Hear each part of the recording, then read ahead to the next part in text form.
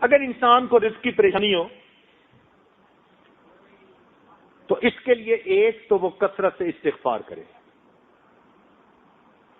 کیونکہ ضرورت ہے نا، آج کئی دوست اس میں پریشان ہوتے ہیں، پوچھتے ہیں، تو بجائے الگ الگ کسی کو بتائیں کیوں نہ دوستوں کو سب کو ہی بتا دیں، فائدہ ہو جائے گا، بلکہ یہ اور آگے کسی کو بتائیں گے اللہ کی مخلوق کا فائدہ ہو جائے گا۔ تو رزق کی پریشانی دور کرنے کے لیے پہلا عمل انسان کثرت سے استغفار کرے۔ استغفر اللہ ربی من کل ذنب واتوب الیہ، اگر تو یہ پورا پڑھے تو بہت اچھا، کم از کم استغفر اللہ یہ تو ضرور ہی پڑھتا رہے۔ استغفروا ربکم انہ کان غفارا، دیکھو دلیل قرآن پاک سے، نوح علیہ السلام نے کیا کہا تھا؟ رب کے سامنے استغفار کرو، وہ تمہارے گناہوں کو بخشنے والا ہے۔ یرسل السماء علیکم مدرارا، بارشیں برسائے گا، ویمددکم باموال، مال سے تمہاری مدد کرے گا۔ تو استغفار سے اللہ تعالیٰ بندے کی مال سے مدد فرماتے، پھر بندوں کی مدد نہیں مانگنی پڑتی، پھر بندوں کے پروردگار کی مدد اترتی ہے۔ اور جب اللہ تعالیٰ کسی بندے کی مدد کرتے ہیں پھر اسی کشتی کو درمیان میں نہیں چھوڑتے، ہمیشہ کنارے لگا دیا کرتے ہیں۔ دوسری بات کہ جتنی حیثیت ہو اللہ تعالیٰ کے راستے میں صدقہ کرے۔ مثلا کچھ لوگ روزانہ صدقہ کرتے ہیں، یہ کہاں لکھا ہوا ہے کہ روزانہ آپ نے ہزاروں لاکھوں کے حساب سے صدقہ کرنا ہے؟ آپ اگر 1 روپیہ بھی صدقہ کریں گے روز کا تو صدقہ کرنے والوں میں شامل ہو جائیں گے، 5 بھی کریں گے تو صدقہ کرنے والوں میں شامل۔ تو مقدار کو مت دیکھیں، اپنی حیثیت کو دیکھیں، اس حیثیت کے حساب سے آپ اگر اللہ کے راستے میں کچھ نکالیں گے تو صدقہ سے اللہ تعالی رزق میں برکت عطا فرماتے ہیں۔ نبی علیہ الصلوۃ والسلام نے قسم اٹھا کر حدیث میں یہ بات فرمائی، اگر اللہ کے محبوب ویسے ہی بات کر دیتے تو صادق و امین کی یہ بات سچی تھی، مگر انہوں نے قسم کھا کر فرمایا کہ صدقہ کرنے سے آدمی کے رزق کے اندر کمی نہیں آتی، اللہ تعالیٰ برکت عطا فرما دیتے۔ تیسری بات، کمزوروں کے اوپر احسان کرنے سے۔ کوئی ہینڈی کیپڈ ہے، بیوہ ہے، یتیم ہے، مسکین ہے، چھپ کے اس کی مدد کرنا، پتہ ہی نہ چلے۔ صحابہ کرام کے اندر یہ بڑی صفت تھی کہ وہ ایسے کام کرتے تھے اور کسی کو پتہ بھی نہیں چلنے دیتے تھے۔ چنانچہ سیدنا عمر رضی اللہ عنہ ایک مرتبہ آئے اور انہوں نے آ کر دیکھا کہ حضرت ابوبکر صدیق رضی اللہ تعالیٰ عنہ نے اپنے کام والی جگہ پر ایک رجسٹر رکھا ہوا ہے اور اس پر لکھا ہے کہ فلاں بندہ معذور ہے، حاجت مند ہے، ضرورت مند ہے، اور اس کی خدمت کون کرے گا، آگے اس کا نام بھی لکھا ہوا ہے۔ سارا رجسٹر دیکھا تو وہ خانے پور دیکھے، ایک جگہ لکھا تھا کہ یہ بیوہ ہے، بوڑھی ہے، اس کے گھر میں جھاڑو دینا ہے اور پانی بھرنا ہے، مگر آگے اس کے خدمت کرنے والے خانے میں کوئی نام نہیں تھا۔ انہوں نے رجسٹر دیکھا، انہوں نے نیت کر لی، اچھا بھائی اس کی خدمت میں کر لوں گا۔ چنانچہ اگلے دن فجر کے بعد اس کے گھر پہنچے، دروازے پہ دستک دی، اماں میں آپ کی خدمت کے لیے آیا ہوں۔ انہوں نے کہا جی خدمت کرنے والا تو آیا تھا، وہ خدمت کر کے چلا گیا۔ اچھا چلو میں کل فجر سے پہلے آ جاؤں گا۔ اگلے دن عمر رضی اللہ تعالیٰ عنہ تہجد پڑھنے کے بعد فجر سے پہلے ہی اس کے دروازے پر پہنچے کہ میں اس کی خدمت کروں گا، جھاڑو دوں گا، اس کا پانی بھر دوں گا۔ دستک دی، بڑھیا نے کہا جی کہ وہ تو کوئی آیا تھا، پانی بھی بھر گیا، جھاڑو بھی دے گیا۔ اچھا وہ بھی عمر بن خطاب تھے. کہنے لگے اچھا پھر میں دیکھتا ہوں. اگلے دن عشاء پڑھ کے وہ راستے میں ایک جگہ چھپ کے بیٹھ گئے. کہنے لگے اب دیکھتا ہوں کون جاتا ہے خدمت کرنے والا. آدھی رات جب گہری رات تھی نا، اس وقت اچانک انہوں نے دیکھا کہ کوئی آہستہ آہستہ قدموں سے اس بڑھیا کے دروازے کی طرف جا رہا ہے. ملا نے کھڑے ہو گئے، کہنے لگے من انتا، تو کون ہے؟ یہ پوچھا تو آگے جواب میں امیر المومنین سیدنا صدیق اکبر عنہ کی آواز آئی کہ میں ابو بکر ہوں. امیر المومنین آپ کہ ہاں میں اس بڑھیا کی خدمت میں کرتا تھا اور میں نے اپنا نام لکھنا مناسب نہیں سمجھا تھا، اس لیے تمہیں خانہ خالی نظر آیا، ورنہ اس کا پانی تو میں رات کو آ کے بھر دیتا. اتنے میں انہوں نے کیا دیکھا کہ امیر المومنین کے پاؤں میں جوتی نہیں تھی. تو عمر لانا نے پوچھا امیر المومنین رات میں آپ ننگے پاؤں گلیوں میں چل رہے ہیں؟ امیر المومنین نے کہا ہاں میں جوتا اس لیے نہیں پہنتا، میرے جوتوں کی آواز سے کسی کی نیند میں خلل نہ آ جائے. میرے جوتوں کی آواز سے کسی کی نیند میں خلل نہ آئے، میں رات کو ننگے پاؤں چل کے اس بڑھیا کا پانی بھر دیتا ہوں، اس کے گھر میں جھاڑو دے دیتا ہوں. ایسا اللہ کی رضا کے لیے کام کرتے تھے. تو ہم بھی اگر کسی پر احسان کریں تو یوں چھپ کے کریں. آج تو ہماری حالت یہ ہے نا کہ ہم دائیں ہاتھ سے گناہ کرتے ہیں، بائیں کو پتہ نہیں چلنے دیتے، ایسے چھپ کے گناہ کرتے ہیں. صحابہ کرام دائیں ہاتھ سے صدقہ کرتے تھے اور بائیں ہاتھ کو پتہ نہیں چلتا تھا. امام زین العابدین رحمۃ اللہ علیہ جب ان کی وفات ہوئی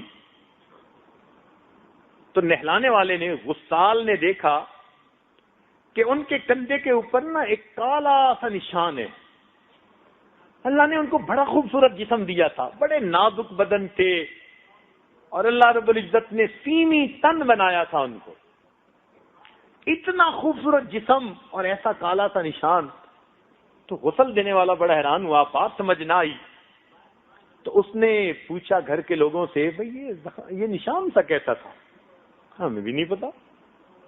بات ان کی اہلیہ تک پہنچی، جی نشان کیسا تھا؟ ان کا جی ہمیں بھی پتہ نہیں ہے. عجیب سی بات. کئی دن گزر گئے. کئی دنوں کے بعد جو بیوائیں تھیں، جو نادار تھے، جو ہینڈی کیپ تھے، ان کے گھروں سے آواز آئی وہ کہاں گیا جو ہمیں پانی پلایا کرتا تھا. تب پتہ چلا کہ رات کے اندھیرے میں پانی کی مشق اپنے کندھے پر لے کر ضرورت مند لوگوں کے گھروں میں پانی بھرا کرتے تھے، اور زندگی میں پتہ ہی نہیں تھا کسی کو کہ آگے بھر جاتا ہے. ان کے مرنے کے بعد پتہ چلا. یہ جو خدمت ہے نا یہ اللہ تعالیٰ کو بڑی محبوب. چنانچہ ہمارے نقشبند سلسلہ کے بزرگ حضرت خواجہ بہاؤالدین نقشبند بخاری رحمت اللہ علیہ، ان کے بارے میں لکھا ہے کہ ایک مرتبہ جا رہے تھے تو انہوں نے قبرستان میں نا ایک زخمی کتے کو دیکھا. زخمی کتے کو دیکھا تو ان کے دل میں بڑا اثر ہوا کہ یہ کتا ہے اور زخمی ہے. تو ان کے پاس جو کچھ پیسہ تھا انہوں نے اس کی مرہم پٹی پہ لگا دیا. اب وہ روزانہ کاروبار کرتے، یعنی مزدوری وغیرہ جو تھی وہ کرتے، کچھ گھر والوں کو دیتے، اور جو بچہ وہ روٹی لے کر اس کتے کو وہیں ڈال آتے جہاں وہ زخمی حالت میں پڑا ہوا تھا. چند دن اس کتے کو وہ کھانا دیتے رہے اور اس کے زخم پہ مرہم لگاتے رہے، حتیٰ کہ وہ کتے کا زخم بھی ٹھیک ہوا اور وہ صحت مند بھی ہو گیا. جب وہ صحت مند ہو کر اس جگہ سے بدل کر جگہ چلا گیا، اللہ نے اس رات ان کو معرفت کا نور عطا کیا اور سلسلہ عالیہ نقشبندیہ کی نسبت کی تفصیلات عطا فرمائی.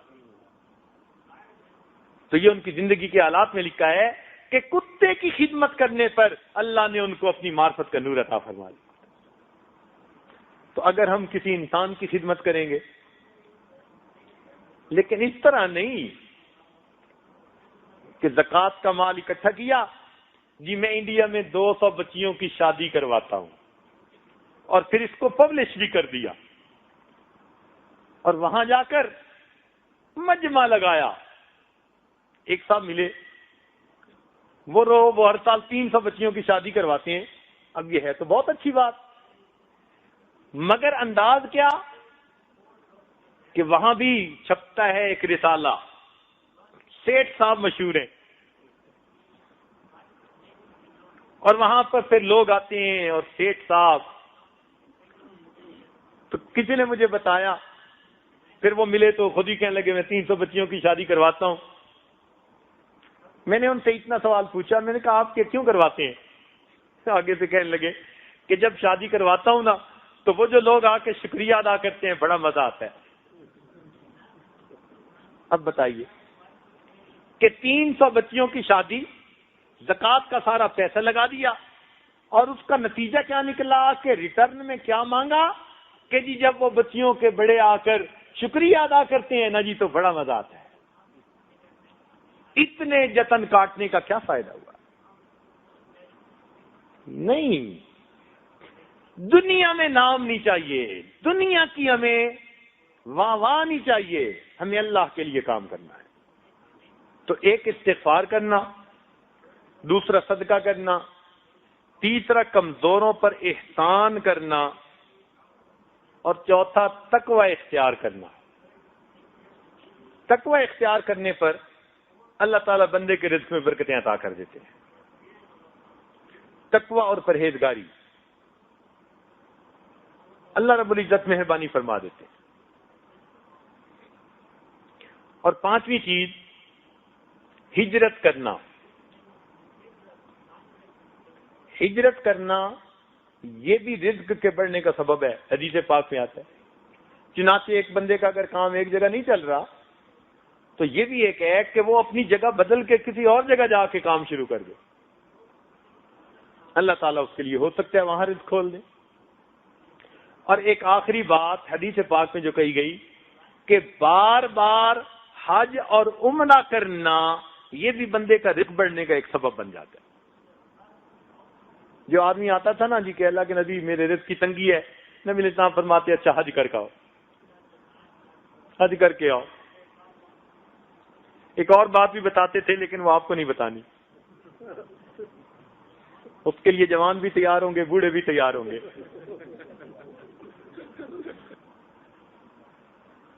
تو اگر یہ چند اعمال اپنائے جائیں تو ان اعمال سے انسان کے رزق کے اندر برکت آ جاتی ہے۔ کچھ لوگوں کو اللہ تعالیٰ دیتا ہے تو وہ کثرت سے حج اور عمرہ کرتے ہیں، یہ اچھی عادت ہے۔ بعض لوگ کہتے ہیں جی کہ کیوں ہر سال حج کرتے ہیں، کسی کو کروا دیں، کسی پہ خرچ کر دیں۔ تو بھائی دیکھو، جیسے سیل فون سارا دن چلتا رہے نا تو اس کی بیٹری ڈاؤن ہو جاتی ہے، اور پھر اس کو چارجر کے ساتھ لگانا پڑتا ہے۔ بالکل اسی طرح ہم جب سارا سال دین کا کام کرتے ہیں، کاروبار کرتے ہیں، تو پھر بندے کی کیفیات کی بیٹری بھی ڈاؤن ہو جاتی ہے، اور اس کا چارجر اللہ نے اپنا گھر بنایا ہوا ہے۔ اس لیے جن لوگوں کو اللہ دے، اگر وہ ہر سال اس نیت سے حج یا عمرہ کریں، ہم وہاں جائیں گے اور بیٹری چارج کروا کے آئیں گے اور پھر دین کا کام کریں گے، تو ہر سال حج اور عمرہ کرنا ان کے لیے برکتوں کا سبب بن جائے۔ بھئی بتائیے کہ کپڑا میلا ہو تو پھر واشنگ مشین میں جاتا ہے یا نہیں جاتا؟ واشنگ مشین میں ڈالتے ہیں نا میلے کپڑے کو، ہفتے میں ایک دفعہ میلا ہو تو ایک دفعہ ڈالتے ہیں، روز میلا ہو تو روز ڈال دیتے ہیں، ایسا ہے نا؟ واشنگ مشین میں دھو کے نکال لیتے ہیں۔ اللہ تعالیٰ کی شان، بیت اللہ شریف کے وہاں 7 چکر لگاتے ہیں طواف کے، واشنگ مشین میں بھی تو چکر لگتے ہیں نا۔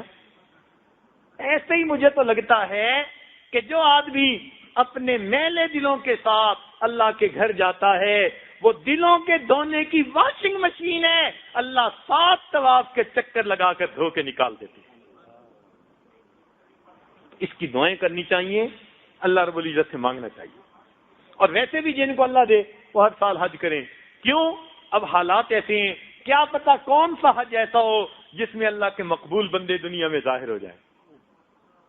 تو اس نیت سے حج کرے گا تو اور دگنا ثواب مل جائے گا. اعمال صالحہ کا ایک فائدہ کہ اللہ تعالیٰ برکتیں عطا فرما دیتے ہیں. صرف رزق میں نہیں, ہر چیز میں برکت. صحت میں برکت, عمر میں برکت, وقت میں برکت, عقل سمجھ میں برکت, اولاد میں برکت, دین میں برکت, عزت میں برکت, ہر چیز میں اللہ تعالیٰ برکتیں عطا فرما دیتے ہیں. چنانچہ ارشاد فرمایا وَلَوْ أَنَّ أَهْلَ الْقُرَىٰ آمَنُوا وَاتَّقَوْا. قرآن عظیم الشان, دیکھو اللہ کا کلام کیسا. اللہ تعالیٰ فرماتے ہیں اگر یہ بستی دیسوں والے ایمان لاتے, تقوی کو اختیار کرتے, لَفَتَحْنَا عَلَيْهِمْ بَرَكَاتٍ مِّنَ السَّمَاءِ وَالْأَرْضِ, ہم آسمان زمین سے برکتوں کے دروازے ان پر کھول دیتے. اللہ تعالیٰ برکتوں کے دروازے پھر کھول دیتے.